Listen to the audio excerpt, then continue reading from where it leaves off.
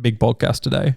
How so? Big, unlimited big. How unlimited big? Unlimited rice pudding. What do you mean, Aiden? Well, Connor, my dear pal, my dear friend, we've only gone and done it. Did we actually do it? We've actually done it. It's not clickbait? Not clickbait. It's actually real. It's actually real. Okay, it's in here somewhere. Sylvester McCoy is coming onto this podcast, the 7th Doctor, later in this show. Stop by the show, baby. He stopped by the show. Brief, we got a little 5-minute interview with the guy, and it is a highlight of the podcast journey so far. But it's just amazing. So stay tuned for that later in the show, and it's all thanks to the Sirens of Audio, but we will be sure to talk about them very soon when we do the... Here's a good question for you. Yeah, please. When you started this podcast, did you ever think you'd interview a doctor? I really didn't, no. Okay. I was actually thinking about this today, because... Did you get misty-eyed? No, but I just looked at myself in the mirror, and looking back at me was a dog. And that dog said, "Look at you." Woof, woof. Is that it? No, it said, I sort of was reflecting on how we have, like when I started this, I guess like the most ambitious thing was two things. It was A, to get through and review every New Who story. Tick, done that. The other thing was to maybe get a couple of guests from the community to join us in the reviews. Big check on that, baby. Big check, because the biggest inspirations were Josh and Crispy, and they were the ones I was like, it'll be awesome to have both of them on at some point. Now we're just fucking mates. And now we're mates with them, which wasn't a thing to tick, but has got a massive tick, and genuine good mates. So awesome to spend time with them in Brizzy, and so grateful for everything they do for us. We love each other. It's lovely. Well, that's sweet. And then I thought, look at us, like interviewing Michelle Gomez, interviewing Sylvester McCoy was a master and a doctor, not on the list at all, and it's now, this is huge. I know we used to joke about getting Rachel Talalay on, but other than that, like, yeah, it's just kind of like, why not? Why can't we do it? Well, I think she specifically says she doesn't do podcasts. True. So I think that's dead in the water. No, she was very sweet about it. She said like, it's not you, it's me. What? What's so funny? Wholesome. Yeah, no, because a ton of people asked her at Galley 1. Right, okay. Yeah. And she was like, fuck that. She was like, it's not you, it's me. I don't do these things. I don't want to talk for an hour. Maybe some people just don't want to. And that's fair. Yeah. Hell, I don't want to. I'm subscribed to her YouTube channel, How I Filmed This with Rachel Talalay. It's a good YouTube channel. It's just cool to see, well, how I filmed this. Connor, what are we reviewing later in the show? Remembrance of the Daleks. Can you roll the R's? Remembrance of the Daleks. Thank you. Yeah. We'll hear that from the horse's mouth very soon in the review. Yeah, so basically we'll do the usual stuff. We'll hit the intro, and then soon get into a Sylvester McCoy interview, followed by our review of Remembrance. I've always been very excited to watch this episode. I distinctly remember when UK TV in Australia would do like Doctor Who marathons. They would show this shot from this episode, because this is the only Dalek episode with Sylvester. Yeah. Yeah. So, okay. Yeah. It sounded like you weren't like sure. I was thinking as I said it, but yes, I think it is. Yeah, it's the only like story. Yeah. There might be a cameo somewhere, but it's the only story. Right. The TV movie, as you said today, of course. Through text. But I remember seeing a shot of a Dalek like. There was a woman talking over stuff, and there was a Dalek like doing this, and Sylvester was in it, and I was like, "What is this? Like, what could this possibly be?" And seeing that shot again today was so cool. But it's like, and hearing you talk about it for a couple of weeks now, and knowing that we were going to be doing it on the show, and then we got the Sylvester interview as well to go on top. It's all worked out. It's just like, I was just super keen. It's good to not do series 2. Let's just say that. But we did series 2, so go check it out. Completed it, mate. So we're the 50% Doctor Who podcast. You can follow us on Twitter and Instagram at 50Doctor. We love a chat over there. Subscribe if you haven't already. And follow us, do all the reviews, that kind of thing. We love you. We love you. Oh, fuck. That was the record button. Sorry, folks. I just pressed the stop recording button instead of the You meant to press the... I meant to press this button. podcast.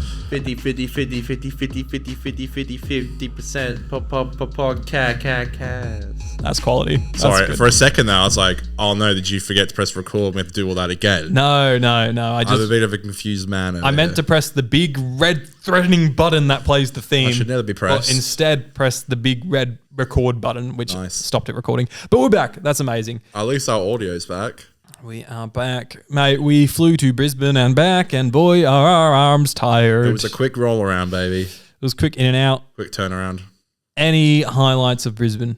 Highlights of Brisbane. Well, obviously we interviewed the doctor. That's probably the biggest highlight. Highlights of Brisbane. See another one again. Yes. Got to meet Oz Chris from the Mad Men podcast, which was really fun. Highlights, I suppose. I did have. Did someone come up to you? Did you have someone come up to you? Oh, we both spoke to that bloke. Yeah, Whose name I cannot remember because I'm a horrible person. That was really flattering. I was really honoured about that. I was just looking at a merch table and someone came over and was like, "Yeah, hey now," and I was thank you for the lovely chat. That was amazing. Oh, wow. A few other people.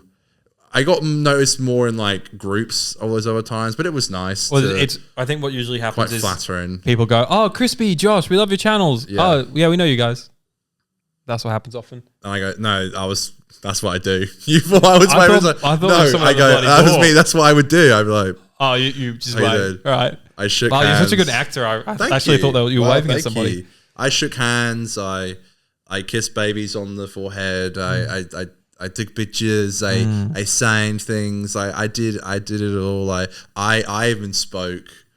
Well, we all did. Yeah. But, you know, What we an all went up and spoke about our YouTube channel. Aiden was like, yeah, we have a kind of like chilled out vibe with our show. We're chilling now. We have beers. We have fun. And I was like, yeah, we've done about 250 episodes and Yeah, you know, just doing it for nearly flexing. 5 years. And Just please, interviewed Sylvester McCoy. please like us.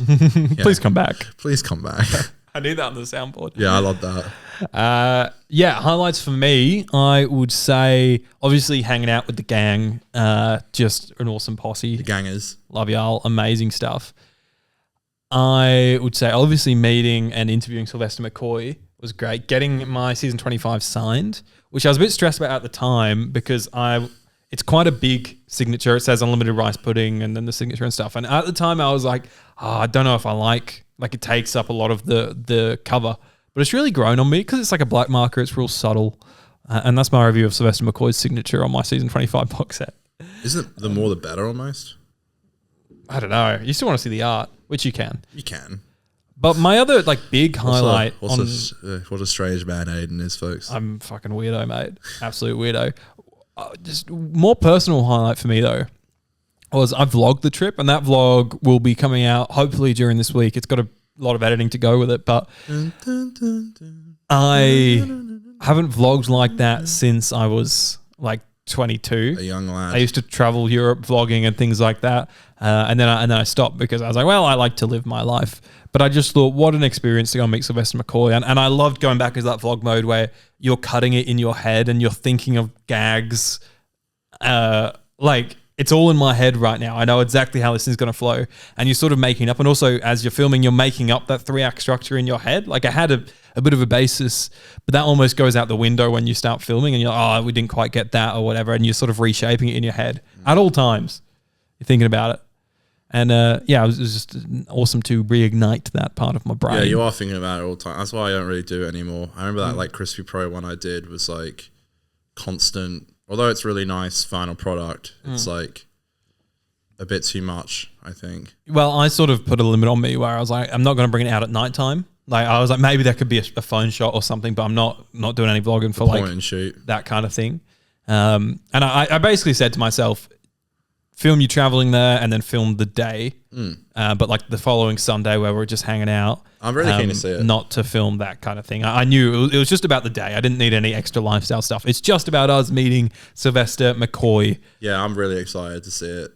I hope it's the family and be like, watch this thing Aiden made. I hope it's funny because in my head it's very funny and there's lots of gags. I'm sure it will. It's hard. Like I've struggled with that in the past with like making YouTube videos where I'm like, I don't know if people think this is funny. It's just I'm just waiting for someone in the comments to be like, that was shit. What the fuck did I just watch? Not funny. Didn't laugh. Don't get it. don't get it. It's like it can be spooky, but I'm sure it's gonna be great. I'm certain it'll be great. I'm gonna lay money on it. So am I. If it pans out the way it pans out in my head. I'm betting on it right now. It's gonna be absolutely fine. I think we're on to a bloody winner, mate.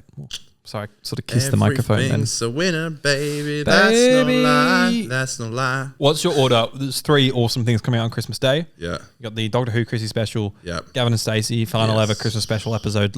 Shit extravaganza. 90 minutes. So excited. And Wallace and Gromit new movie special. I'd say honestly. Actually, I got a new plan for this. Yeah. Fuck, marry, kill. Right. These 3 specials. What are you doing? Oh, that's a good one. And kill is you're never allowed to watch it. It's dead. Well, I can't watch it. It's erased from the archive forever. Okay, this is crazy. All right. Well, in that case, okay. That's a good question. I have to watch Doctor Who because it's my job here to do it. So facts. I'll fire you if you don't. I'm so sorry, but I'm gonna have to kill Wallace and Gromit. No, not Wally and Gromit. I'm gonna marry Gavin and Stacey. Well, it is a romance, and I'll have a passionate night with Joy to the World. Because if I don't watch it, could you imagine if you're in a bet where you can just never watch one episode of Doctor Who? It's like, oh, you didn't see it, and you can't. That's Otherwise, crazy. you break this bet. I think I will sort of just flip with you. I'm going to beat the shit and kill and murder Gavin and Stacey Christmas special. But you just love it so much. I actually don't mind it. I just play into it because I know it pisses you off. Yeah, on holiday it annoyed me. You were like, I was like, oh no, only Aiden has this opinion. It's like, nah, a lot of people do. I actually know many people that don't. It's funny because I actually don't. That's the weird thing. Well, so maybe we just know. Maybe we just know different people. crowds. Yeah, just different people. I guess different perspectives. I will marry Wallace and Gromit. Okay. Because because I probably don't want to watch Joy to the World after broadcast. So I think it's just like a quick sex, quick fuck watch of Joy to the World. And then I don't touch it again. Oh, right. So you're saying you're only going to watch it once. Yeah, I feel like it's going to be a bit of a Return of Dr. Mysterio job. Shall we bring Sylvester onto the podcast? Okay, come on in. Sylvester. I'll do the wave again. Sylvester, come on into the pod. The one that tricked Aiden. Can't believe we locked him out the door, eh? Well, it's the green room. He's waiting in the green room. There's a lot of greenery out there, so it is. That's why I call it the green room. So we should say before we do this, another massive highlight of the event was going to the Sirens of Audio event. It was awesome, yeah.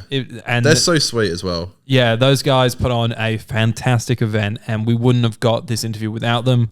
We really worked with them to get it done, and they were so generous to them, and Sylvester were generous to allow us a little bit of Sylvester's time. Yes. Because I know he had a pretty tight schedule.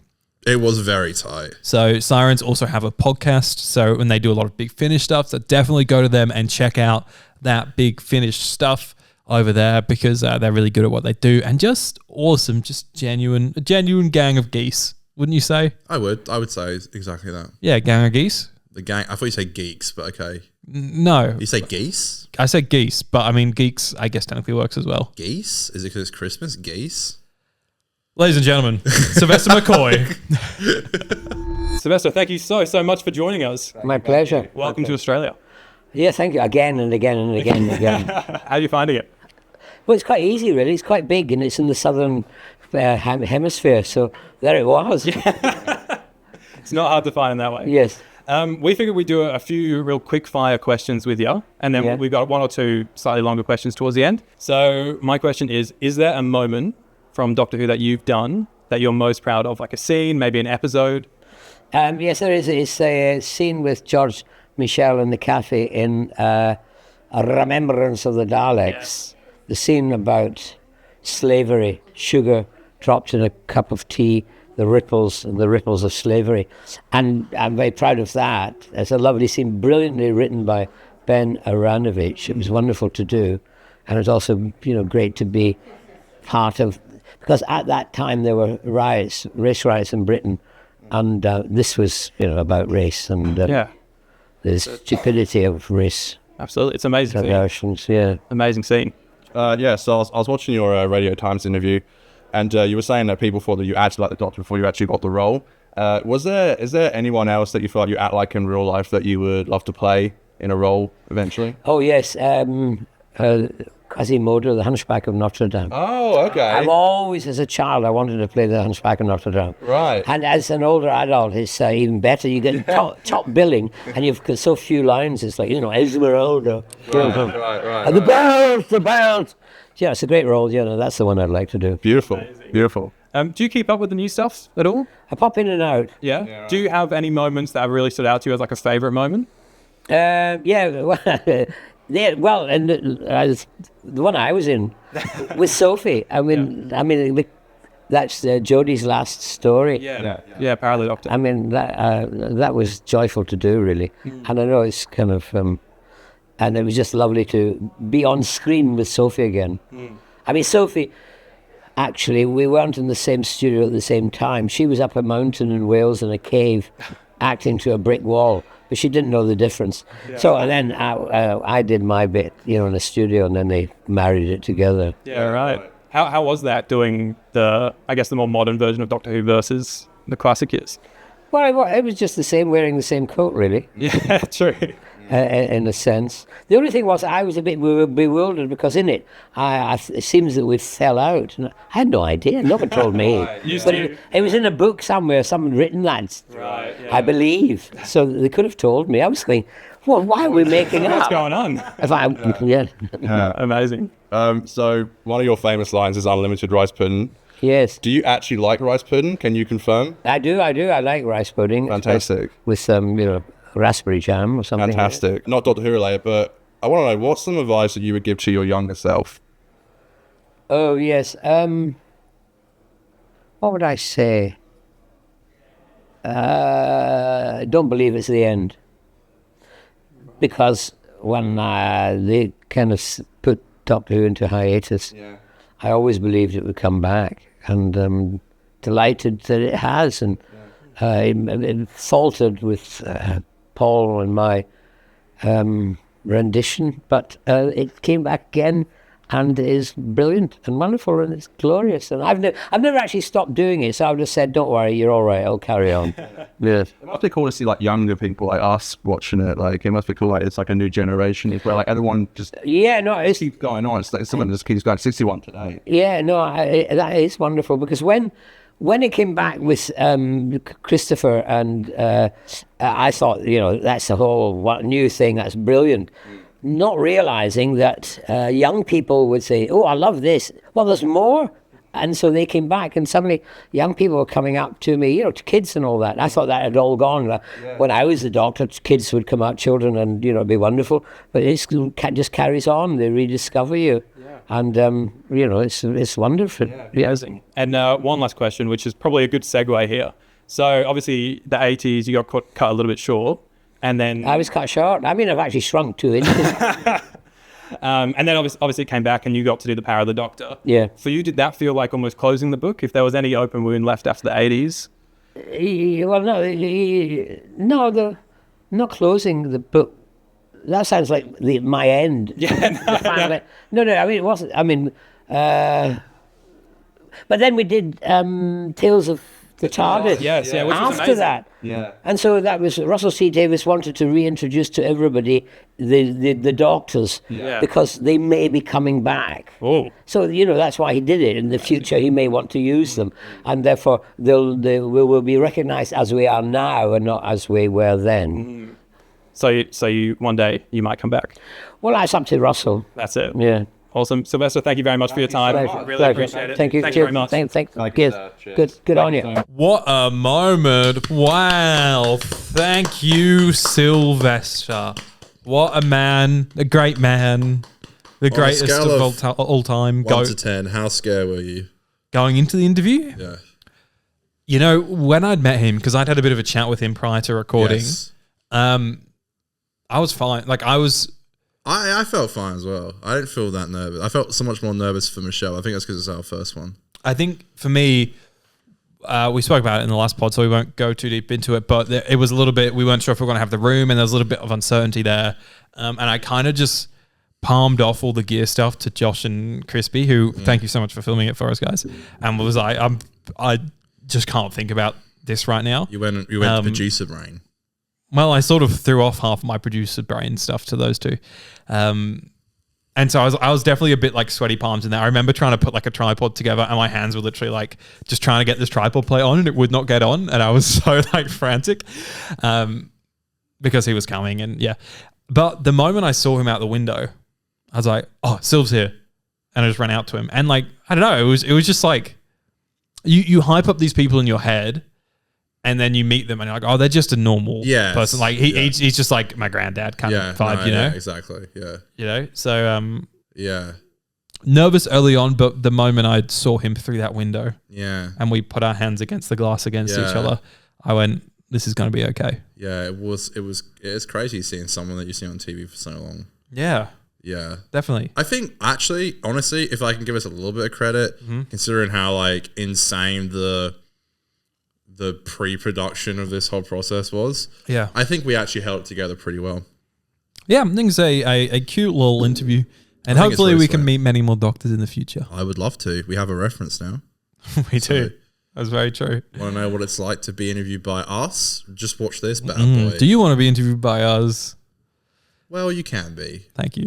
Just ask us here. My critique of myself in this podcast, in that interview, is my laugh is ridiculous. When he fucking plays us right, and I say, hey, if I'm in Australia, and he says, oh, it's really fucking big, how'd you miss it? I went, ha ha! Like a witch cackle. Like some loser. That's okay. Sylv would have been like, oh, what a fucking weirdo. What a couple of weirdos we got here. Do you ever have things you can't watch? Pretty much everything I make a fortnight after I put it out. Do you want to know something honestly true? What? I probably won't watch the interview. Fair. For maybe never. Fair. Maybe in a few months. I can't watch it right now. I feel like they're editing it. I'm literally. But you're editing it, so I feel so sorry for you. I have to listen to myself. But honestly, I probably won't watch it. It took me a long time to watch the Michelle one. Can you at least add a like to the video? Oh, like, bro. And put it on mute and just get my view time up. That's all I need. I always say, if you don't like your own videos, who will? Thank you. Yes. Who said that originally? That doesn't sound like something you thought of yourself. Ethan Klein from the H3 podcast. Of course it is. You fucking idiot. Oh, my favourite. Papa bless. Papa bless. All right. So, yeah, once again, thank you to Sirens of Audio. Incredible opportunity that you gave us there. So, thank you very much. Shall we move on to... I can't roll my eyes. Remembrance of the Daleks. Remembrance. Unlimited rice pudding. Of the Daleks. Do the cackle laugh. Oh, no. I'll tune in for that bit and I'll turn off the video. And then you skip, yeah.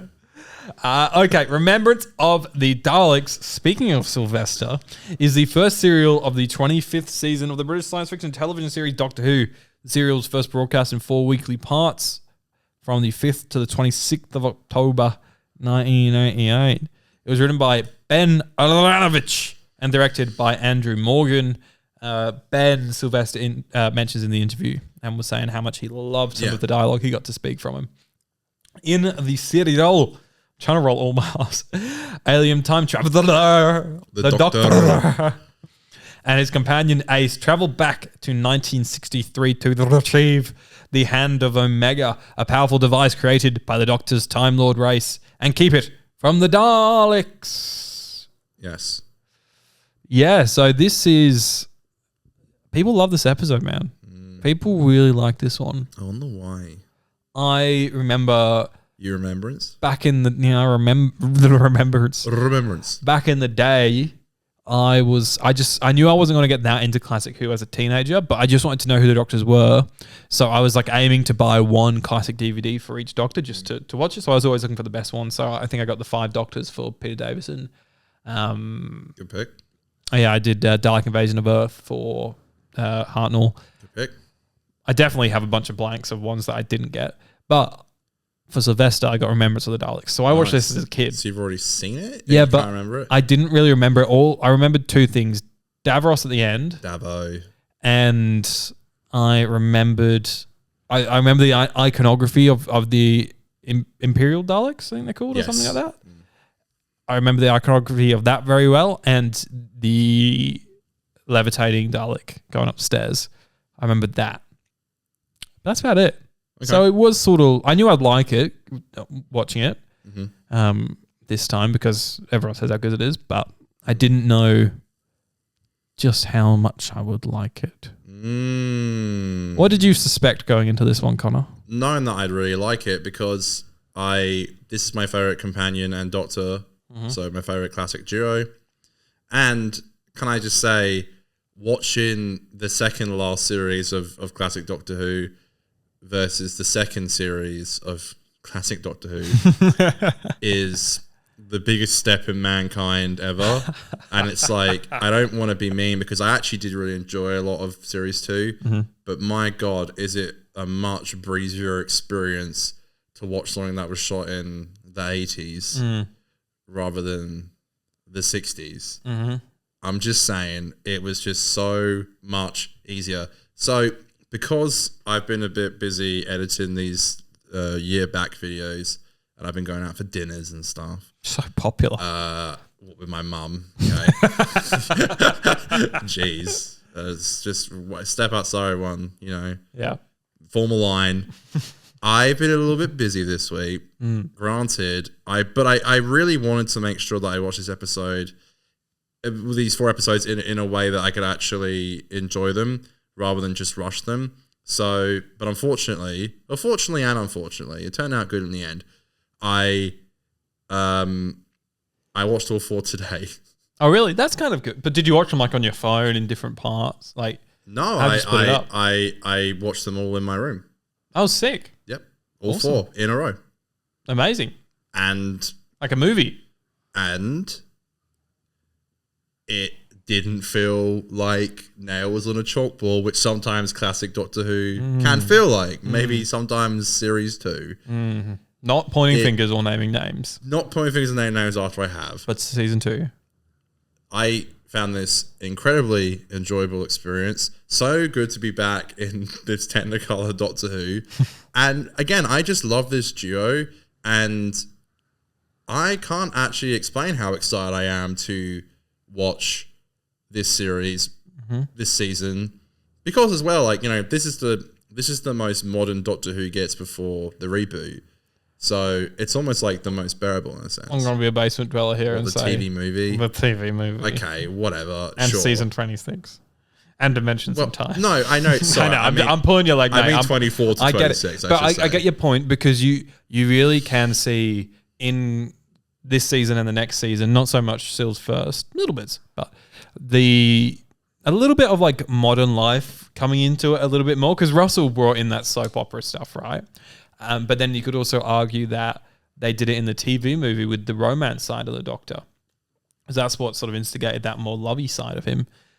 But then before that, I wouldn't go so far to call it as like a soap opera, but you do have episodes like this, like Survival, that have that more suburban feel to it, which is what Russell clearly sort of, whether or not he drew from intentionally or subconsciously, or it's just a coincidence. It really is like a nice transition between the 2 eras, which I think is great. Yeah, so I got Syl to sign. I was just gonna get one of the pictures signed by Sylvester that they had like set up. Like they had like, I don't know, maybe like a dozen or so pictures that you could pick from. Because I don't have the collection box sets, and I was gonna like for a meme get like Survival signed, but I never ended up ordering it on like eBay or something. But luckily, like I was saying, that merch table where that fan came over, I saw like a massive stack of Doctor Who magazines, and I was like, oh God, this is great. Like, what if I find one with Sylvester in it? But I was like, oh, what are the chances of that? And also someone's probably already thought of my idea. And I went through and I found one, and it was an awesome cover. It was cool. I like it. And it says, "Here's to the future." And in like the tiny little bit of the text, it says how Sylvester McCoy's era influenced the future. Well, there you go. And I actually totally agree with that. And that's why I got him to sign. And by the way, shout out to the guys at the stand. I thought it was going to cost like quite a bit of money. It cost $3. Oh, really? It was $3. Dude, I was so tempted to buy some of the magazines there, but I was like, $3. It'll be like $40. And now shout out to Josh Snares because they only took cash and didn't have any cash on me, and Josh had a $10 note. So shout out to Josh as well. For stealing their money. Sorry, I didn't have any cash on me. But yeah, that's what I got signed. It literally says here's to the future on it, and it says how Sylvester McCoy's era like influenced the future. Awesome. And I've always completely agreed with that. Yeah. Also with how Sil always never gave up on the show, and he was even saying at the event like how he always said to himself that he would come back to Do the regen, which I really appreciate. I think it actually does show that he was actually cared about the role and wasn't just there for the paycheck. You know? For sure. Anyway, sorry, big tangent. No, that's cool. That's what we're here for, mate. So quality episode. So I watched this. I watched the normal edition when my Blu-ray came about 3 weeks ago, and then for this pod, I thought I'm going to watch the new special edition. Oh wow! So this last week I watched the special edition version of it. God, I'm such a nerd. I watched the serial twice this month. I watched the normal edition and the special edition. And how was it? Let me guess. It was the Dalek levitating effects. Well, they do the VFX, add really nice VFX. For one, the levitating stuff looks really cool. The new Dalek gun, like the lasers, look really nice. One thing, I don't think the normal edition, when Ace is hitting stuff with the baseball bat, she's just hitting it, right? Nothing happens. There's bzz, Oh, there is bzz? Yeah, there is. Oh, okay. But they're updated and they look really nice in the special edition. Right. There is also a bunch of little scenes here and there that they add in, but I couldn't tell you what was deleted. Like deleted scenes that were Yeah. Wow. I couldn't really tell you what was and wasn't because there were scenes that I was like, oh, that's a great scene they've added in. That's great. And then I'd literally look on Google and it's like, no, that was in the original version. I'm like, Jesus Christ, I missed that on the first watch. Okay. But well, that's what happens as we're watching stuff for the first time versus second. Yeah, but I think the pacing worked a lot better with them in. So I'll be interested to see with the Happiness Patrol. I think we're gonna review that next year. Next year at some point, yeah. I'm interested to see how that is because that one I felt was a little too quick and maybe needed some of those deleted scenes back in. So I'll be curious to see how that goes. How far into the box are you? Just on the first two? I've done the first two. I started Silver Nemesis, the third one, but I only watched the first part. So we will see. Yeah. So I think it's Cole Hill's back, baby. Cole Hill's back. So you can really tell going into the story, right, that this is Doctor Who season 25th. Doctor Who's 25th anniversary. I like this approach of like a subtle, throwback. Yeah. Where it's like, we're not bringing back past Doctors and stuff. We'll save that for the 20th and the 30th and the 10th and the 50th.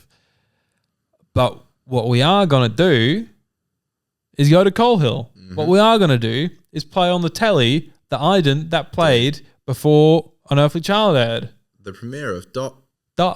Dude, that is so interesting. I love how they did that. I love it. So like I just think it's a really nice, subtle anniversary thing. Would I be mad if they did something similar next year with Doctor Who? The 62nd? No, with the 25th anniversary of the revival. I think Russell said he's not going to do anything. I know, but I don't mean do a special. I'm not saying bring back any characters or Doctors. Just do this subtle. I want to say I don't want that because... What if they go back to Cole Hill? Well, that's the thing. It's like we could go back to Cole Hill or... Well, no, that's more classic. I think you want it to reflect... The Power State. Yeah, well, the Power State or just something from like season 1 that they just throw it back to, whether it's like just a location or like maybe some familiar dialogue in one of the episodes, like Bad Wolf Graffiti.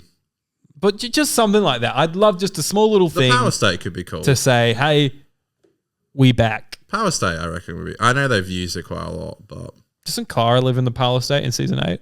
9? I know. No. They use the same staircase, like shooting location. Yeah, because Time of the Doctor outside as well. It's the same. Yeah, but also the Power State changes, doesn't it? It changes location. I'm sure it does. I'm sure there's a whole thing about that. Wait. So let me be, because you've watched it twice now, and I'm a noob. You are. So this episode is set during or around the time of the first Doctor. Yeah, 1963. It's set in 1963. Because there's a reference to the guy in the morgue. It's like, I thought you said the Doctor had was white an old hair. geezer with white hair. Yeah. So that's a reference to the first Doctor. Right. So notoriously an old geezer with white hair. Was he not worried he'd run into Ian and Barbara at Cole Hill? That would have been a cool cameo. Yeah. That would have been cool. But also they would have looked older and did Ian and Barbara not know the Daleks attacked Coal Hill? Don't question it. Well, this might have... I don't know when in... Well, that's the thing, though. No, it's set in November 63 because it's when Unearthly Child... Wow. No, to be fair, though, they leave and they don't come back until... Yeah, maybe this is when they left. Maybe this is when they're in the TARDIS. That's my headcanon. Yeah, I like it. It's where they go to the cave of the cavemen, or whatever the fuck it's called. Ooga Booga. Yeah. The Flintstones. Fire. Make fire. Fire. 3 episodes about make fire. Fire, we make fire. We Connor, make fire. what do you think of the story of this episode? We got 2 Dalek factions fighting for the ultimate power, the Hand of Omega. And Omega. Close. Fuck me. Not quite that, but close enough. Thank you. And then in the middle you have Earth and the Doctor and Ace and a cool ensemble of cast. And the Brigadier from Wish. He even calls him Brigadier at one point. It's like, stop it, Brigadier. It's like, who? But what do you make of the story? It's fantastic. It's great. I love it. It's so cool to see a Dalek, like a modern Dalek story that I haven't seen before. Modern-ish. Yeah, it was really... It was great. I had so much fun with it. Nitro 9 in the bags. Yeah. Ace, hand me some of that Nitro 9 you don't have in your bag. Brilliant. And she's got the rocket launcher as well for bits. Yeah, it's really cool. Dude, it's so cool. What do you think, though? Because there is this whole deeper thing, and Sylv touched on it in our interview, the whole idea of like the race wars and stuff. And you have, well, I presume was supposed to be a metaphor here with 2 Dalek races having a race war. Yeah, definitely. What do you think of that? It's certainly interesting. I don't know if they've ever touched on that again, but I think it is. And also, there's a really good scene with the Doctor in a cafe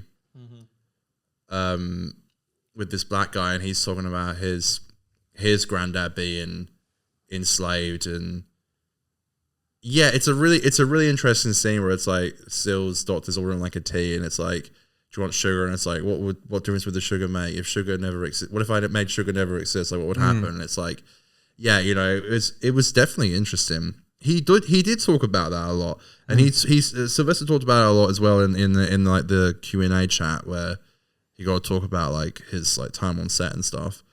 And I think it's interesting. I think Doctor Who can be a great piece of, you know, no pun intended, remembrance of just Earth's history, and also like with the metaphors and stuff. It works for me. With the Daleks as well. You know, they're such a distinct race that them having like issues of other fractions, I could kind of see it as well. How the whole Davros thing plays into it is a little different. I think. Did you like his little pod? His dome? Yeah, I do. I think that's maybe my... I'll get there in a sec. All right. But you're cooking. But yeah, I think that it's actually really interesting. And the Daleks designs are awesome. The Daleks feel threatening. I was convinced it was Nick Briggs's voice. Oh, really? So I checked the credits and it wasn't. No. But I'm like, I can see where he got his inspiration from. Yeah. But yeah, and I love Ace knocking on the baseball bat with... Just knocking everything with it. The small female. Who you calling small? There's some great like set pieces in this episode. Like every cliffhanger, I think, has an awesome set piece attached to it. Like whether it's the first one where it's you just have the Dalek coming up the stairs. That's great. I think that's the first time it's happened. Levitation, yeah, which is really cool. Elevate. So good. So good. And then the part 2 cliffhanger, you have Ace being surrounded by Daleks and she's like smashing them. She's jumping through windows. It's really cool. And then the part 3 cliffhanger is sick. I love it when he's like, oh, no, the Daleks will not land here. They won't land here. And then it's like, Dalek ship comes down. And then like all the music's going crazy. And then it just goes like silent. And he goes, I think I may have miscalculated. And that is great. Yeah. And this like practical ship that lands. Yeah, awesome. It looks great. It genuinely does look great. Like it really does. Like it looks incredible. They were doing some cool shit. They were doing some cool shit. And it was awesome to be back in Coal Hill as well. Like that was... It's just such a cool thing to get thrown back into. Coal Hill has always been there throughout Doctor Who's history, and just to see it again is is Ace, and It's wicked. it's wicked. Also, I thought it was cute how there was this guy running around who what's his name, Mark? Are you talking about Ace's love interest? Is it Mark? Yeah, I was like, is it Mark Yates? Is that his first name? Well, you're thinking of Mike Yates. Mike. Yeah, his name's Mike in this episode. I think it's Mike. Yeah, Yeah, I was like, is this Mike Yates? Because it's not Mike Yates. I'm not good with Mike faces. Smith. Right. He's like a informant for the Daleks. Yeah, But that was a great little twist. But also like the little love story between him and it's Ace. a cute little love story, which normally I amazing. think could be cringe in Doctor Who. But I was kind of here for it. I'm a young man looking for love. What can I say? Yeah, You know? I was inspired by it. he was a bloody great actor in this. It was good. he I was liked it. amazing. I did like the twist. Like Yeah. it worked. He was a great addition. I really, it like hurts when you find out that Yeah. he's a little bad boy. The little girl's great as well. She's great. She's really good. But just Dun, dun, just dun, on dun, dun, Mike. that score just plays every time. I know, it's just every on bloody screen. time, mate. Dun, dun, dun, dun, dun, dun. Mike is played by Dursley James McClendon, who unfortunately passed away in 1995. So only 6 years after this was broadcast, Oh and my god, what? it was as a result of AIDS. So Oh my god, Jesus, that's so sad. yeah, apparently there's a very good documentary on this Blu-ray about it. So I'm excited isn't the right Wow, word, but okay. I'm definitely keen to give that doco a watch. And Shit, that's so sad. it's very sad. It's very sad, and it was definitely a massive talent in this episode. So yeah, Yeah, it's sorry to bring your mood no, down. that's okay. No, well, you know, bless him. That's I think his character was great. I thought he was great in it, and it has that kind of like. There's something about Syl's era that I'm just so like I'm so into. Yeah, I every love time I that. watch it, I'm like, we're Yeah, back. I do feel that way. Like I always feel excited. Even the intro, though. Yeah. I think. Do you know what? You know what Syl's era is most like? What? 12s, because it's like That's you have the title Yeah. sequence that just sounds not the best one in the world. It's nails on a chalkboard when it starts. It's very 80s. And like the meteors, the free meteors. yeah. Dun, dun, dun. Yeah. Dung, dung, dung. Yeah. Yeah. Like I love it, but I don't It's- want to listen to it. You know. The Doctor's quite small in the Who bit. It's like it's very 80s. Very It's very 80s. 80s. But you have the old wink as well, which is really cool. Yeah, Oh. yeah. Anyways, you got the title sequence, but then also you have like that kind of older, darker Doctor, and the dynamics I think are the same. And it also is very Stephen Moffat in that it's very goofy, but also very serious at the same time. I think it's very The more I think about it, Capaldi's era is just McCoy's era. It's a copy and paste. Copy and paste. And to be fair, you can't. People might be thinking, new people to the show, they might be thinking like, oh, they're just saying this because they got to interview Sylvester. We always said this about. We've always said even before like talks of an interview, even before he was coming to Australia. Yeah. we always said that Sylvester was our favorite Doctor, Yeah. classic era. And I'm not sure about you, but Ace was always my favorite. Yeah, she's my favorite companion. I would love to see Sophie Aldred. Like seriously, I would love to see her. Yeah. Like, that'd be amazing. And I'm so like I have to wait a lot of the time for like these collection sets to come out and then us to do it on the podcast to like hit these episodes. But like I'm like dying to watch these episodes. I'm dying to watch all of Collins as well because I'm so close with that. So you know we are. So please subscribe because we are going to get to them all one day. Yeah, throughout January and February, we're going to do the last 3 serials for this season. So So it's only 3. well, it's 4 altogether. Wow, is With that it? Remembrance, yeah. Yeah, Okay. all of McCoy's seasons have 4.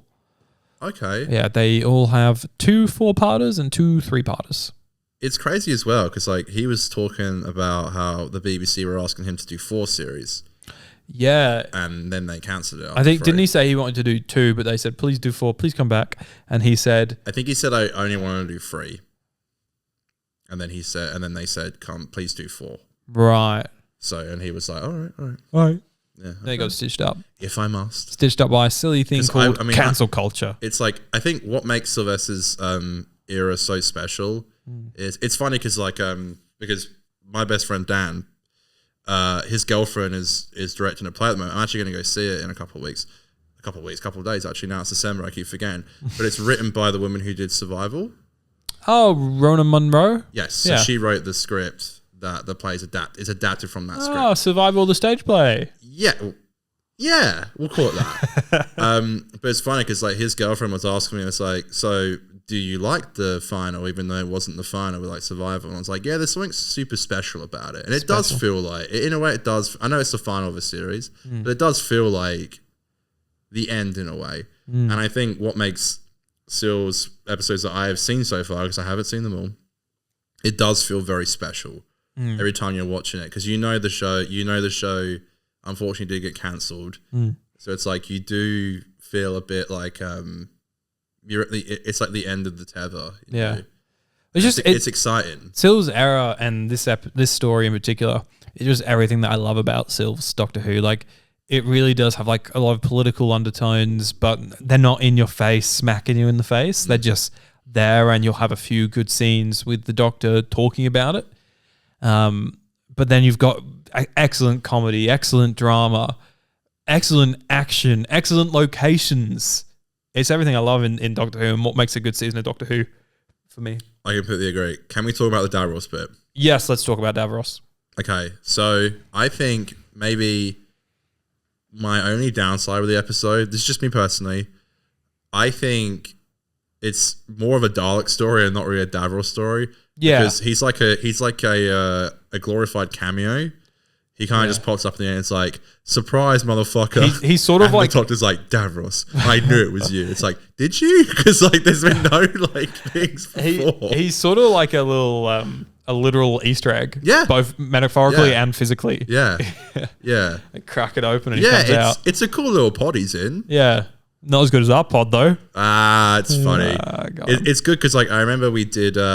I'm so sorry. I'm so bad with classic names. The Colin Baker episode with Davros and Perry. Something with an R of the Daleks. It's one of them. Is it Resurrection? I think it's Resurrection. Could be. And I really loved that episode. Yeah, same. And it kind of sets this one up a bit as well. Exactly right. And I loved that. And I remember saying to you, like, is this the last Davros appearance? And you're like, no, he's in a still episode. So I was very keen to see that. I do recall even going home that night and watching the Davros scene. Really? Well, yeah, that would have been like a year. That would have been before the 60th. So yeah, it would have been a year ago. But yeah, I think it's great to see Davros. I would say I don't know why he's not in it more. I don't know why they didn't finish the episode 1 cliffhanger by showing it's Davros. Maybe episode 2 he comes into it. I was just a little surprised by that. As much as it was sick to see him, I was like, oh, I wish we got to see him more. Considering it's his last appearance until Stolen Earth. Yeah, because I think that would be. I think it would almost maybe flow a little easier. Oh my god, I'm yawning. I'm so sorry. That's all right. It's been a busy year. Because I'd say there's a lot of people. Sometimes with the two factions of the Daleks, then some people are working for them, some people are working for other ones. It gets a little bit. I don't want to say it's not confusing. Like I get it. But I think there was maybe like a simpler way to do the dynamics, and maybe just having Davros take out, like get rid of a couple of those human minion characters or whatever, and have Davros be the leader or something like that. Which maybe work. Just a thought. Like it doesn't bug me at all. Actually, that's the thing though. That I feel like it actually doesn't really bother me that much because I had such a good time of it. Yeah, and seeing him at the end. Because I suppose it would be interesting to maybe have a scene with him that dives into, I guess, like the Dalek race war, where he's maybe talking a little bit more about what's happened between the Daleks. Like, exactly, why do they see each other as different or something like that a little bit more. Yeah, and why he believes what he's doing is like right. Yeah, exactly. Yeah, because we know that about Davros. It's like his way, or the highway. And those are like the best villains where we don't agree with them, but they have given them a reason that they believe. Yeah. They believe it at least. Yeah. I hate the Fantastic Beasts movies, especially the second one.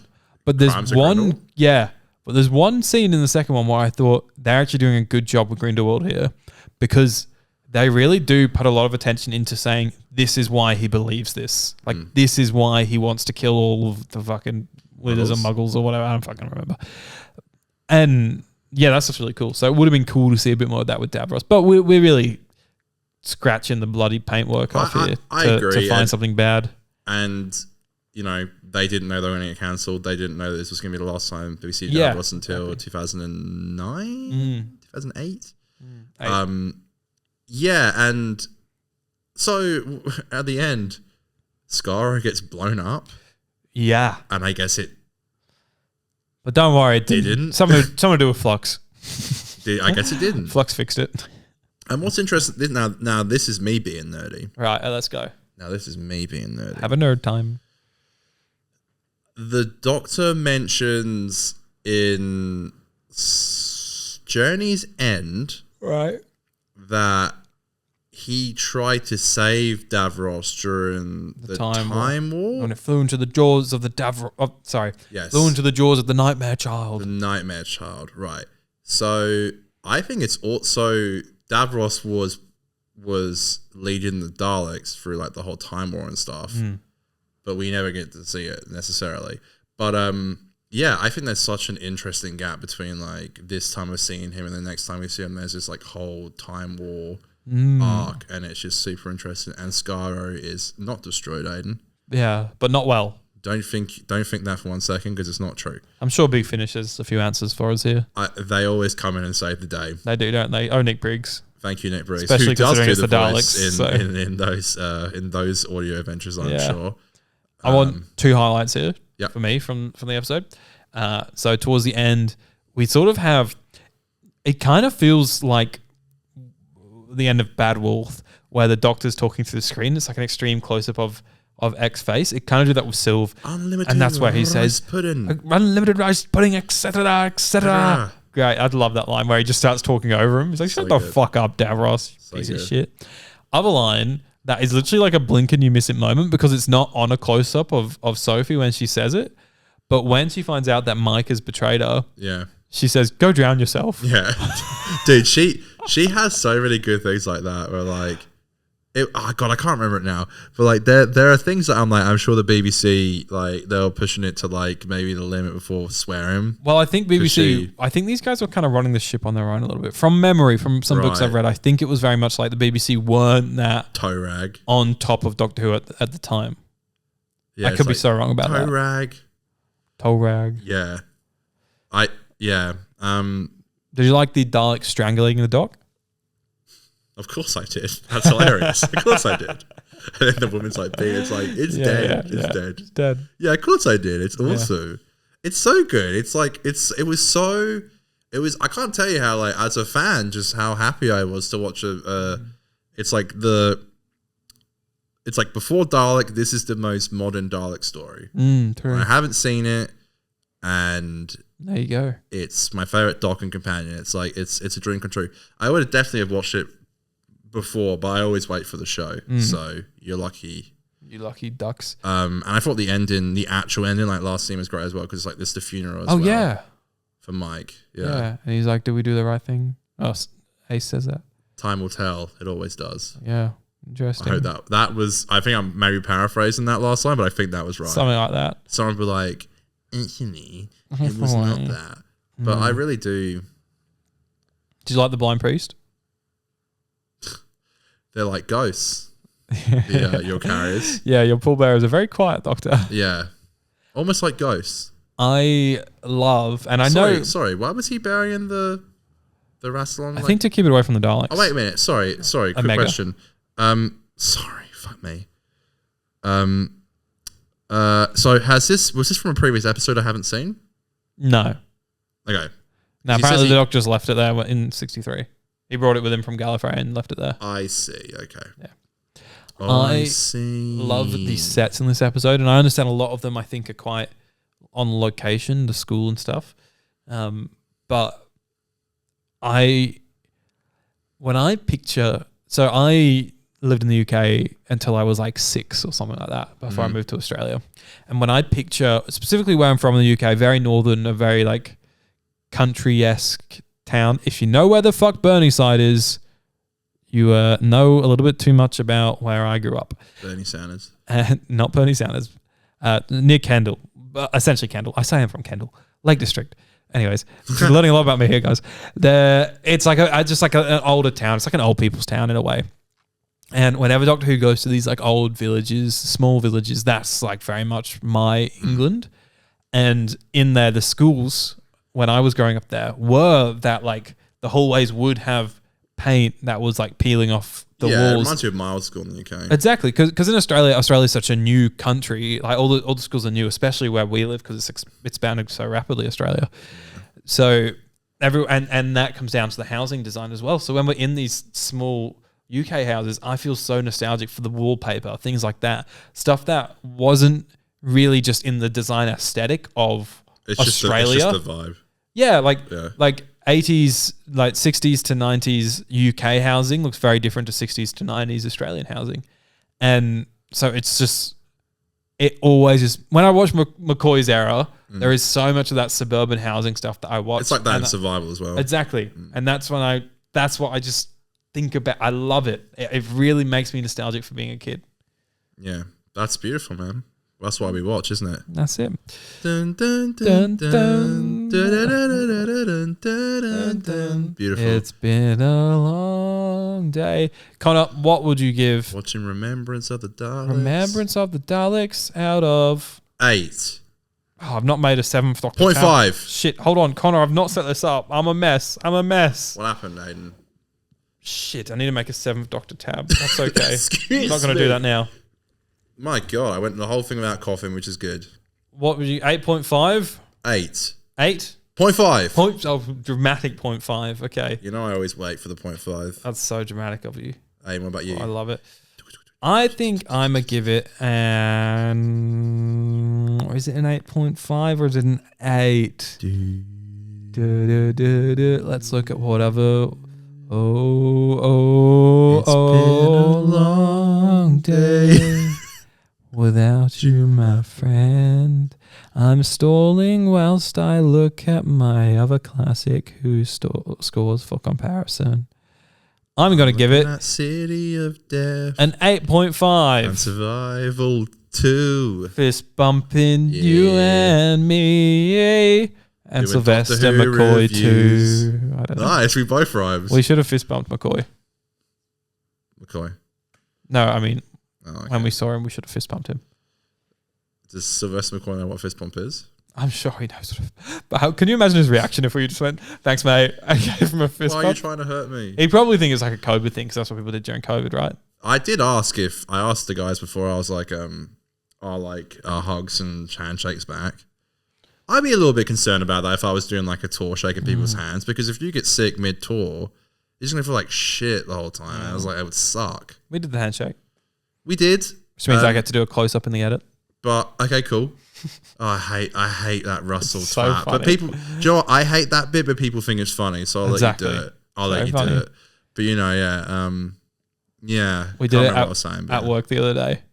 I wasted 10 minutes of my time doing a corporate video and for a joke doing an edit where they shake hands, and I did close-ups where I changed all the hands. This Russell Coit thing that probably like 5% of the audience knows. Australian comedy legend Russell Coit. Comedy legend. Anyways, Please. that's our show. Folks, we're going to be back this Thursday. Connor, can you introduce us to our Who to Be Buried guest? Who to Be Buried with guest? Yes, Verily Bitchy. That's Who's the biggest YouTuber we've ever Incredible. had on the podcast. Sorry, Josh Snares and Crispy Pro. You've been replaced. That's right. Yeah, this was Verity. a huge get. So, by the way, I'm such a huge fan of her videos. I love them. Go check them out.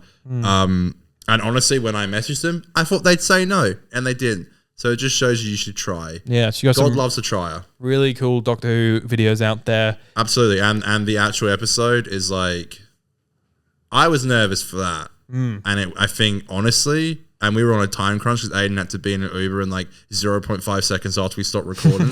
And I think genuinely, I don't want to pick favorites, but like that was probably my favorite of the recordings we ever did. Yeah, like but- I was but really happy with it. We have to do the Bill Lawrence show running thing where every week we say, but this week is my new I will favorite pretend one to do that. since the last one.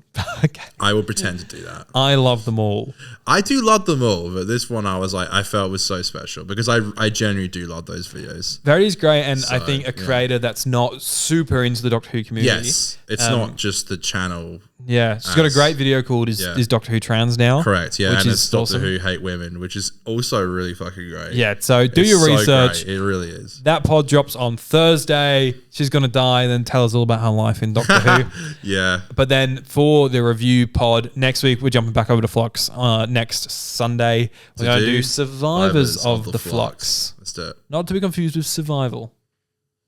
Cheers to you at home. I hope you're having a good Christmas. It's Been a long day. And Connor's podcast. We're doing Doctor Who reviews on a Thursday. Doctor Who reviews.